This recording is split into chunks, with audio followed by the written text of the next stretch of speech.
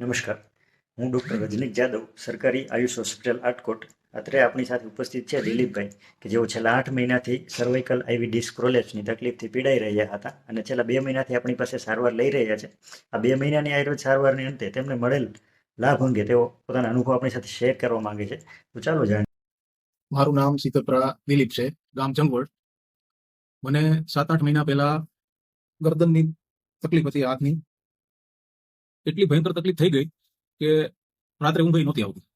પછી રાજકોટ દવાખાને મેં બતાવ્યું, મણકાના ડોક્ટરને. એણે એમઆરઆઈ કરવાનું કીધું. એમઆરઆઈ કર્યો. એમાં ડોકથી જે 5મું મણકું આવે, 4થું 5મું મણકું, એની ગાદી ખસી ગયેલી આવ્યો એવો રિપોર્ટ. એના હિસાબે સાહેબ એવું કીધું કે ભાઈ આ 15 દિવસની દવા આપું, સારું થાય તો ભલે, નહીં તો ઓપરેશન કરવું પડશે. 15 દિવસ દવા પીધી. ત્યાર પછી બીજા 15 દિવસ દવા પીધી. દવા લ્યો ત્યાં સુધી સારું, દવા બંધ કરો એટલે પાછું હતું એમનો. પછી મેં આટકોટ ડોક્ટર રજનીક સાહેબ પાસે ગયો. એટલે એમની દવા મેં કન્ટિન્યુ 2 મહિના ચાલુ રાખી.